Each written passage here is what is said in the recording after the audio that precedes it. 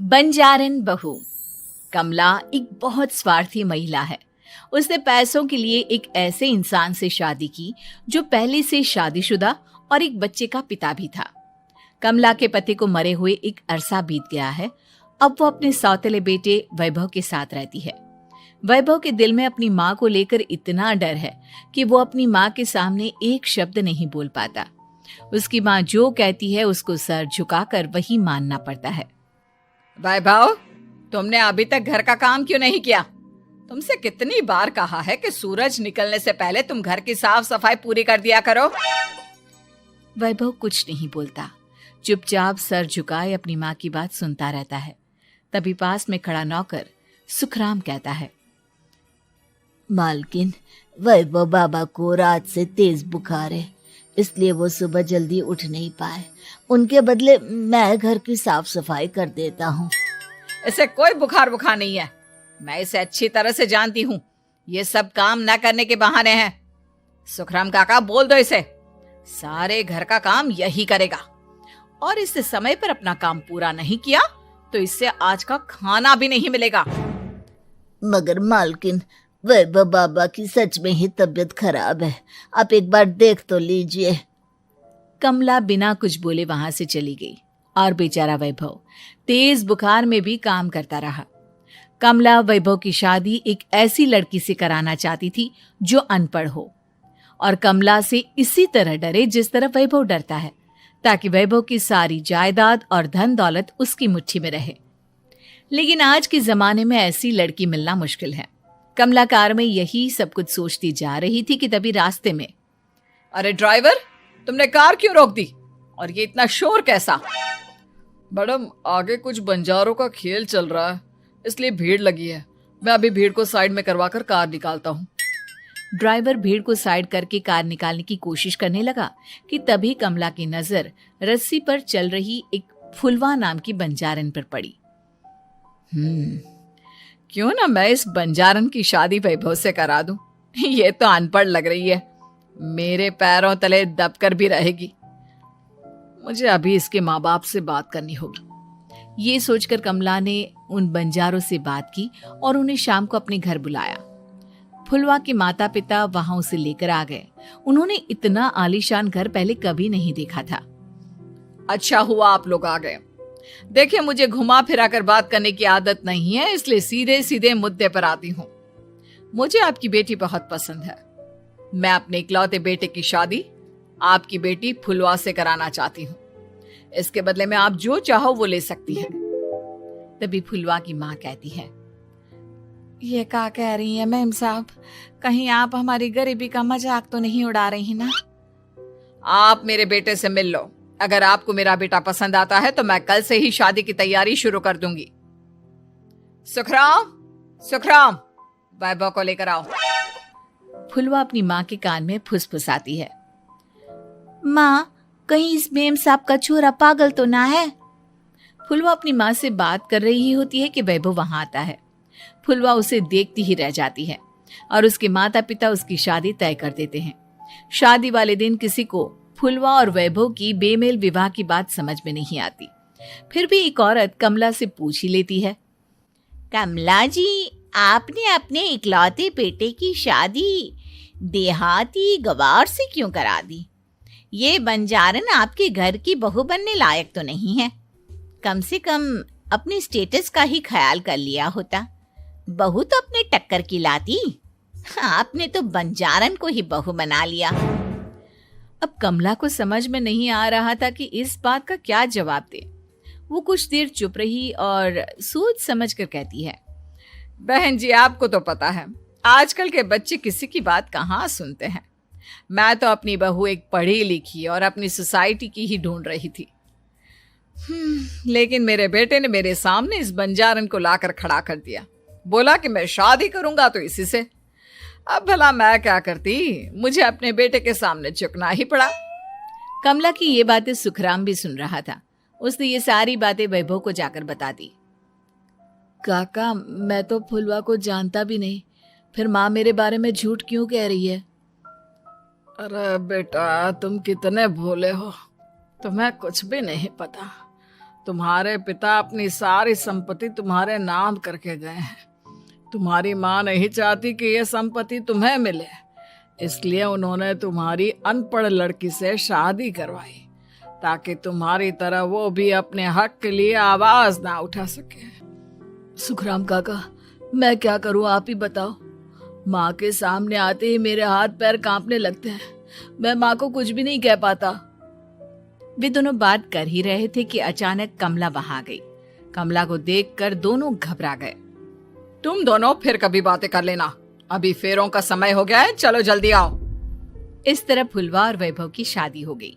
अगले दिन कमला ने फुलवा को बुलाया और उसे नसीहत देने लगी। देख बंजारन, तुझे मैंने अपनी बहू बना तो लिया है, लेकिन तुझे इस घर में आंख कान मुंह बंद करके रहना होगा। घर का काम कर और अपने पति से मतलब रख, समझी?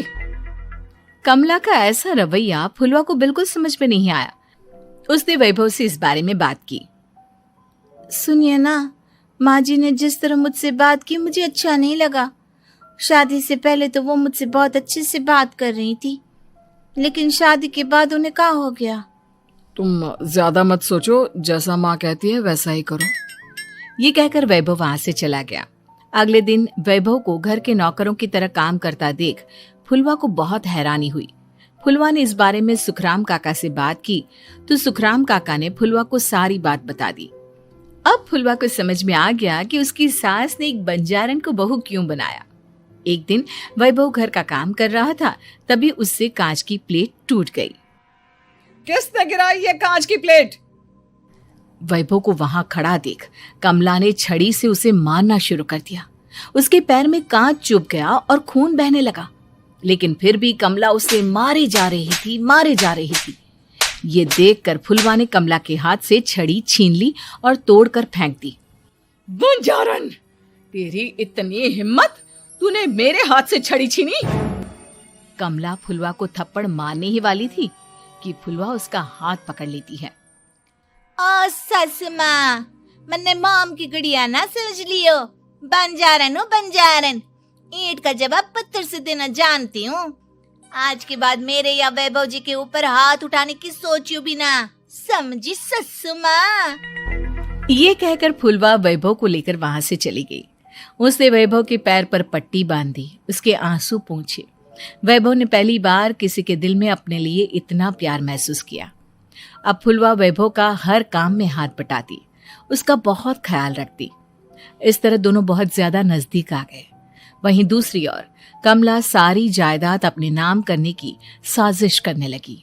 और एक दिन, वैभव, जल्दी बाहर आओ। कमला की आवाज सुनकर वैभव और फुलवा अपने कमरे से बाहर आ गए। जी माँ, आपने बुलाया? ये ले, इन कागजों पर साइन कर दे। वैभव कागजों पर साइन करने ही वाला था कि फुलवा वैभव के हाथ से पेन छीनकर कहती है, ना वैभव जी, आप इस पर हस्ताक्षर नहीं करेंगे। आओ बंजारन, मैं तुझसे बात नहीं कर रही। ये बात मेरे और मेरे बेटे के बीच की है। चुपचाप पेन दे दे, नहीं तो तेरी खाल उधेड़ लूंगी। ससु माँ, बंजारन की खाल इतनी भी ढीली ना होवे कि कोई भी उधेड़ लेवे। जो यकीन ना आता हो तो देख ले उतार के। और हाँ, बंजारन जरूर हूँ पर अनपढ़ ना हूँ। मैंने भी पता है कि किसी भी कागज पर साइन करने से पहले उसे अच्छी तरह पढ़ लेवे हैं। पेन देती है या नहीं? ये कहकर कमला फुलवा को मारने आई तो फुलवा ने कमला को धक्का दे दिया और वो नीचे गिर गई। कमला डरकर वहां से भाग गई। अब फुलवा ने वो कागज उठाए और वैभव के साथ सीधा वकील के पास चली गई। वकील ने वो कागज देखे और फुलवा को बताया, वैभव के पिता की सारी जायदाद और संपत्ति वैभव के नाम है, लेकिन वैभव की सौतेली माँ इस संपत्ति को अपने नाम कराना चाहती है, इसलिए इन कागजों पर वो साइन करा रही थी। तो अब हमें क्या करना चाहिए वकील साहब? वकील ने फुलवा और वैभव को सब कुछ अच्छी तरह से समझा दिया। अब दोनों घर पर पुलिस को लेकर पहुंचे। कमला पुलिस को देखकर घबरा गई। पुलिस ने कहा, आपके नाम की कंप्लेंट हुई है, आपको हमारे साथ थाने चलना होगा। कंप्लेंट? कैसे कंप्लेंट? आप अपने सौतेले बेटे पर बहुत अत्याचार करती हो, धोखे से सारी जायदाद अपने नाम करा रही थी। अब नहीं इंस्पेक्टर साहब, जरूर ये मेरी बहू की कोई साजिश है, इसने गलत कंप्लेंट की है। मैडम, शिकायत आपकी बहू ने नहीं बल्कि आपके बेटे वैभव ने की है। कमला वैभव का नाम सुनकर दंग रह गई। जिस बेटे ने कभी उसके सामने सर नहीं उठाया था, आज वही बेटा उसके सामने पुलिस को लिए आया है। वैभव, तुम्हारी इतनी हिम्मत कि तुम पुलिस को ले आए? हाँ माँ, मैं लाया हूँ पुलिस को, और मेरे अंदर इतनी हिम्मत कभी ना आती अगर फुलवा मेरा साथ ना देती। आपने बंजारन बहू को लाकर अपने ही पैर पर कुल्हाड़ी मारी है माँ। मैडम, अब की बात खत्म हो गई हो तो चलो हमारे साथ। वैभव, मुझे माफ कर दो, मुझे थाने मत भेजो। आज के बाद मैं तुम्हें कभी नहीं मारूंगी, तुम्हें कभी परेशान नहीं करूंगी, मुझे माफ कर दो। वैभव अपनी कंप्लेंट वापस ले लेता है और पुलिस वहां से चली जाती है। वैभव अपनी सौतेली माँ से कहता है, मैंने पुलिस को वापस तो भेज दिया है, लेकिन मैं आपको माफ नहीं कर सकता। आपने बचपन से आज तक कभी मेरे सर पर हाथ नहीं रखा, हमेशा मुझे मारती रही, नौकरों की तरह बर्ताव करती रही। आप इस घर में नहीं रह सकती, चली जाइए यहां से। कमला घर छोड़कर चली गई और सड़क किनारे खड़ी होकर सोचने लगी, काश मैंने वैभव को माँ की तरह प्यार किया होता तो आज मैं इस तरह से बेसहारा ना हो जाती।